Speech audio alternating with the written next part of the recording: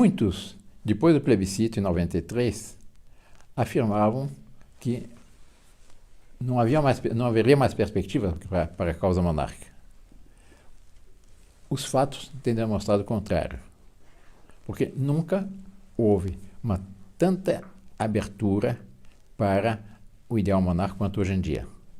Porque, como já disse várias vezes em outros programas de televisão, hoje não se encontra um brasileiro que diga de boca cheia que a República deu certo. Pelo contrário, a memória histórica do nosso povo continua viva, apesar de os livros de história modernos serem completamente deformados e ainda estão na base da educação que era orientada pelo esquema Paulo Freire. O Brasil está se libertando disso.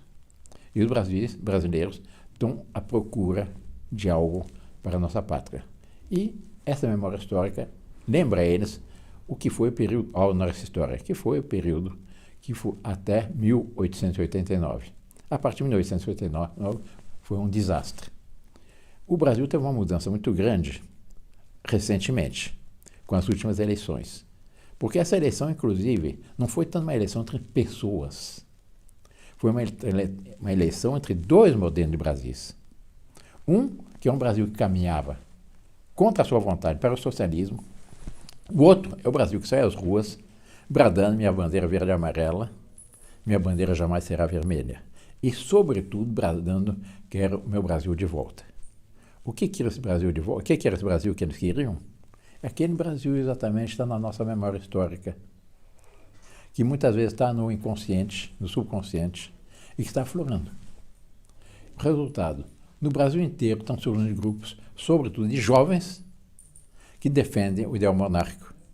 E um ideal monárquico que corresponda exatamente à boa ordem posta por Deus na criação. Portanto, eu posso afirmar, nunca o ideal monárquico esteve tão vivo. Nunca se encontraram tantos grupos monárquicos quanto hoje em dia. Nunca se formaram tantos círculos monárquicos quanto nesses últimos tempos.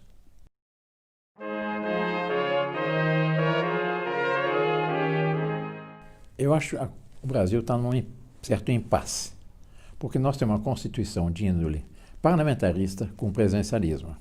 O resultado: o próprio presidente da República se queixa, e com razão: não me deixam governar.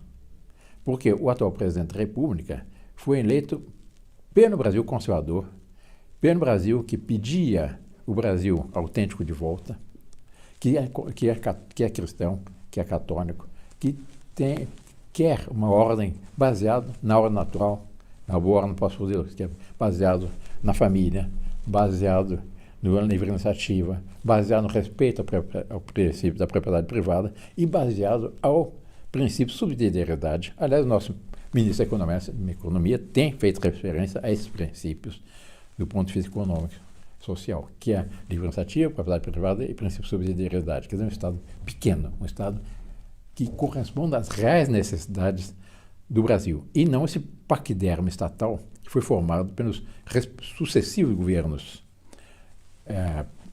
republicanos, que foi um monumental cabide de empregos.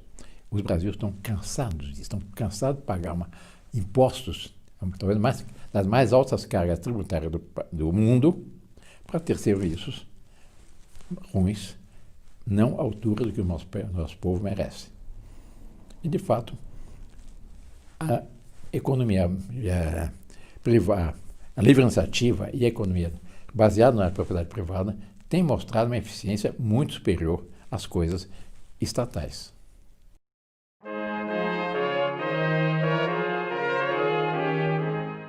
Nós estamos insistindo que ele procure viajar pelo Brasil, visitar os grupos monárquicos, apresentar-se com essa continuidade. Ele atualmente está fazendo um curso na Inglaterra, mas inclusive também procurando casamento. Ele mesmo afirmou numa recente entrevista, foi publicado pelo nosso boletim Herdeiro do Porvir, que ele quer fazer um casamento dinástico, como é a tradição na casa de Ernesto Bragança.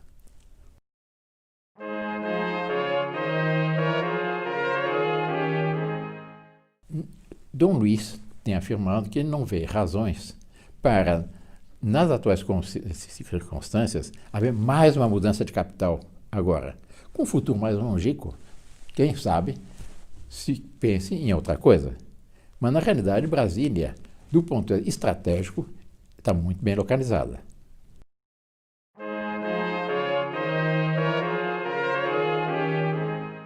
O herdeiro, como diz há pouco, é Dom Luiz, não sou eu.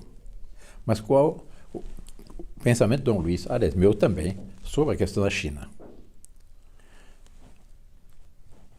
Lenin afirmava que os burgueses vão nos financiar a compra da corda com a qual nós vamos enforcá-los. Foi exatamente o que se deu na China.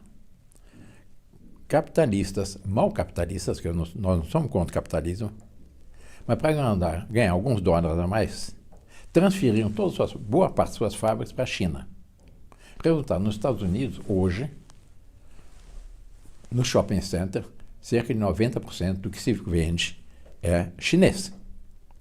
Em muitas coisas, passaram a depender das fábricas chinesas.